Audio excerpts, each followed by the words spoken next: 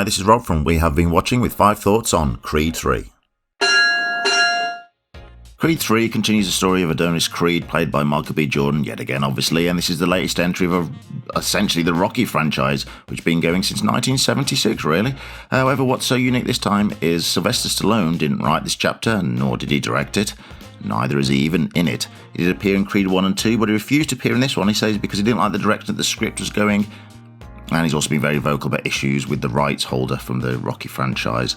However, this movie doesn't really have a hole in it due to his no-show. There's certainly a few places where he could have fitted in if he wanted to be in it, but he doesn't feel remotely like it's a big issue him not being there. This movie is all about the next chapter of the life of Adonis Creed, not Rocky. And that's fine. Sorry, Sly. The plot this time centres around the release from jail of an old friend of Creed's called Damien, and he's played by Jonathan Majors, who's blowing people away lately in a lot of movies, especially Ant-Man Quantumania, and wow, he is dynamite. He's got true movie star magnetism, and whenever he's on screen, he's just so watchable. He's charming and likeable in the early parts of the film, but you know he's going to have to go toe-to-toe with Creed at some point, and there's a tension waiting for that to happen. His character just isn't scared of anyone. He's hard as nails. He's not even bothered about sparring with the current world heavyweight champion in one scene. And when he's in the ring, he's physically imposing. He's got a real sense of danger, sense of unpredictability about him. And if they end up making another Creed movie, a Creed 4, I really hope they can find a way of including him again. He's fantastic. You go to watch a Creed movie because of the boxing scenes, right? And maybe the training montages too, for some cool pumping music, but mainly the fight scenes. There are 3 main fight scenes in this one, I'd say. Each one is directed with a very kinetic, exciting style. The film was directed by Michael B. Jordan, and he said how anime has influenced his style.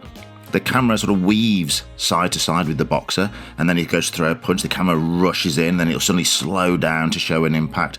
It's really dynamic, and I'm glad I saw this on the big screen to really appreciate it.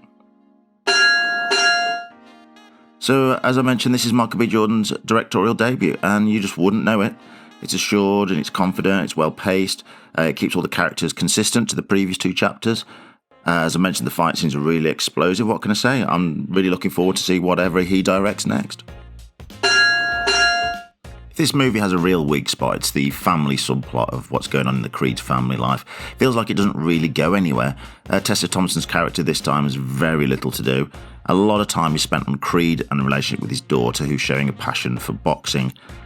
Maybe it's just because Jonathan Majors is so watchable that all these family scenes feel kind of weak in comparison to the main storyline. You're just kind of wanting to get back to the Jonathan Majors plotline. Maybe if Creed's daughter had taken like a shine to Jonathan Majors' character Damien, and he became a sort of like a family friend that gets called an uncle. A lot of family have those type of people, and then it would have been interesting to see how she copes with almost like a betrayal when he turns on her dad and having to see her dad fight this character that she's taken a liking to. Maybe. I'm not a screenwriter though, so what do I know?